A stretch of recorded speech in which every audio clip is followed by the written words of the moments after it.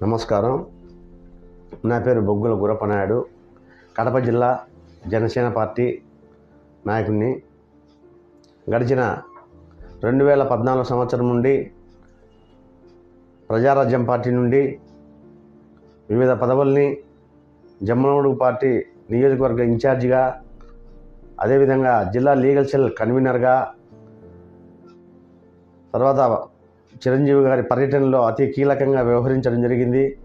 అంతేకాకుండా జనసేన పార్టీ వచ్చిన సందర్భంలో కూడా పవన్ కళ్యాణ్ గారి పర్యటనలకు, తర్వాత జన సమీకరణకు, అంతేకాకుండా తోటి నాయకులతో కలిసి పనిచేసి కడప జిల్లాలో పార్టీని బలోపేతం చేయడం జరిగింది. మా నాయకుడు గత 10 సంవత్సరముల నుండి అధికార కాంక్ష లేకుండా కేవలం ప్రజల యొక్క సంక్షేమం కొరకు ప్రజాక్షేత్రంలోనే ఉండి పోరాటం చేయడం జరిగింది.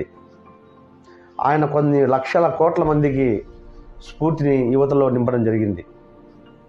ఆయన రావడమే నాకు పదవి కావాలా, అధికారం కావాలా అనేటువంటి ధ్యాస లేకుండా ప్రజల యొక్క సంక్షేమం ఏంటి, ప్రజలు ఏం కోరుకుంటున్నారు, సమకాలీన రాజకీయాల్లో ప్రజలు సమస్యలు ఏంటి అనేటువంటి అంశాలపైన ఆయన అధ్యయనం చేయడము, ఆయన ప్రజల్లోకి రావటము, ఆ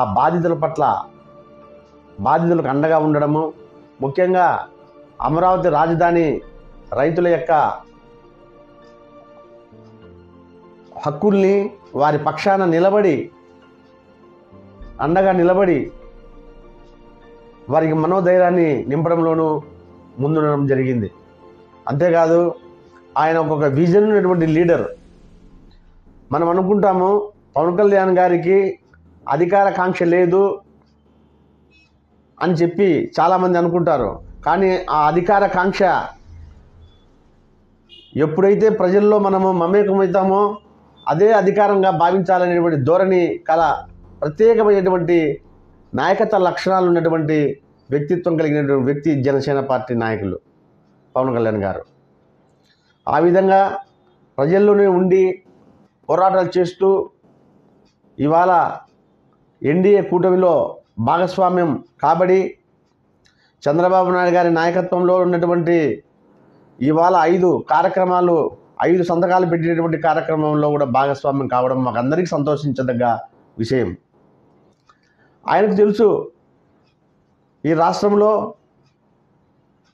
ప్రజలు ఏం వాంఛిస్తున్నారు, ప్రజల యొక్క సమస్యలు ఏంటి, ఆ సమస్యకు పరిష్కారాలు ఏంటి ఆయనకు తెలుసు, బాగా తెలుసు.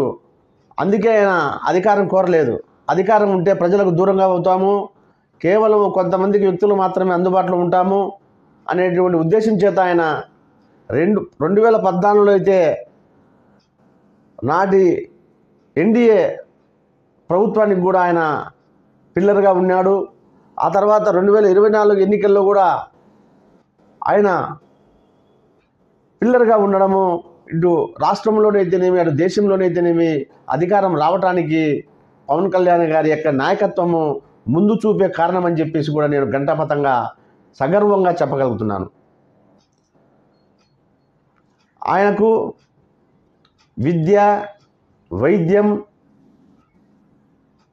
తిండి, బట్ట, వసతి ఈ 5 అంశాలపైన ప్రజలకు అందించాలనేటువంటి తపన కలిగినటువంటి వ్యక్తి, ఏకైక నాయకుడు మా నాయకులని మేము చెప్పుకోవడం మాకు గర్వంగా ఉంది. జనసేన పార్టీలో ఉన్న ప్రత్యేకత ఏమంటే చాలా క్రమశిక్షణ కలిగినటువంటి పార్టీ. ఆ పార్టీలో ఉన్నటువంటి వ్యక్తులు 10 సంవత్సరాలైనా, 20 సంవత్సరాలైనా, 30 సంవత్సరాలైనా కూడా అధికారం లేకున్నప్పటికీ కూడా పవన్ కళ్యాణ్ గారి వెంట నడవడానికి సిద్ధపడినటువంటి వ్యక్తులు మాత్రమే ఆయన వెంట ఉండడము, అది ఒక పెద్ద క్రమశిక్షణ కలిగినటువంటి ఒక గొప్ప విషయంగా మనం అందరం భావించాలి. కడప జిల్లాకు వచ్చిన సందర్భంలో కూడా ఆయనతో మేము మాట్లాడము, అదేవిధంగా అమరావతికి వెళ్ళినప్పుడు కూడా, అదేవిధంగా పార్టీ ఆఫీసులో కూడా మేము వెళ్ళినప్పుడు కూడా ఆయన యొక్క స్వభావం గమనించినట్లయితే కనుక ప్రతి ఒక్కరికి కూడా అజాత శత్రువుగా కనిపిస్తాడు. ఆయన ఏమున్నప్పటికీ కూడా ముక్కుసూటిగా మాట్లాడేటువంటి తత్వం, సగటు రాజకీయ నాయకుడు మాదిరి చేస్తాం, అది చేస్తాం, ఇది చేస్తాం అనేటువంటి స్వభావం కాదు. వచ్చిన వ్యక్తిని ఆ వచ్చిన సమస్యను ఏ విధంగా పరిష్కరించాలి, ఇది సాధ్యాసాధ్యాలు ఏంటి అని క్షుణ్ణంగా పరిశీలించి వచ్చిన వ్యక్తుల్ని కన్విన్స్ చేసి ఇది పరిస్థితి అని చెప్పి మెప్పించి అతన్ని పంపించగలిగేటువంటి నైపుణ్యం కలిగినటువంటి గొప్ప రాజకీయ నాయకుడు. గతంలో చూసాం మనము, కోట్ల రూపాయలు ఉంటేనే రాజకీయాలు చేయగలమని చెప్పేసి. ఇవాళ పవన్ కళ్యాణ్ గారు రాజకీయాల్లో డబ్బులు లేకుండా రాజకీయం చేయడం ఎలా అంటే అది పవన్ కళ్యాణ్ గారి నాయకత్వంలో సాధ్యమని చెప్పేసి కూడా ఈ ఎన్నికల్లో చూపించడం జరిగింది. రైల్వే కోడూరులోనైతే అతి సామాన్యమైన వ్యక్తికి టికెట్ ఇవ్వడం జరిగింది. ఇంకా అటు పోతే 21 టికెట్లో ఉన్నటువంటి వ్యక్తుల్లో చాలామంది పేదలు ఉన్నారు. అటు పోలవరంలో ఉన్నటువంటి బాలరాజు అయితేనేమి, రైల్వే కోడూరులో ఉన్నటువంటి అరవ శ్రీధర్ అయితేనేమి, నాకు తెలిసి చాలామంది పేద నాయకులు ఎమ్మెల్యేలు ఈ రోజున ఎమ్మెల్యేలుగా గెలవడము అది యొక్క పవన్ కళ్యాణ్ గారి గొప్పతనము, పేదరికము నాయకత్వానికి అడ్డం కాదు. విజన్ ఉన్నటువంటి నాయకునికి, విజన్ ఉన్నటువంటి వ్యక్తికి పేదరికం అడ్డు కాకూడదు అనేటువంటి ఏకైక లక్ష్యంతో వాళ్ళందరికీ కూడా టికెట్లు ఇచ్చి ఇవాళ గెలిపించి చట్టసభలకు వెళ్ళించి వారి ప్రాంతంలో ఉన్నటువంటి ప్రజా సమస్యల కోసం పోరాడమని చెప్పేసి ఒక గొప్ప అవకాశం ఇచ్చినటువంటి గొప్ప నేత పవన్ కళ్యాణ్ గారు. డబ్బు లేదని చెప్పేసి వారిని దూరం పెట్టలేదు. డబ్బు లేకున్నప్పటికీ కూడా ప్రజాక్షేత్రంలో ప్రజా సమస్యల కోసం పోరాడే వారికి టికెట్ అని చెప్పేసి చెప్పిన ఏకైక నాయకుడు పవన్ కళ్యాణ్ గారే.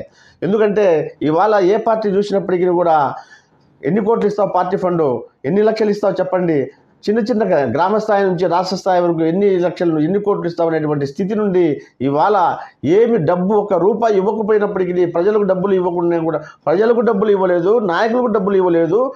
ఆ విధంగా పార్టీ నడపడం అంటే సాధ్యం అది ఒక పవన్ కళ్యాణ్ గారికి అని చెప్పేసి నేను ఈ సందర్భంగా తెలియజేస్తా ఉన్నా.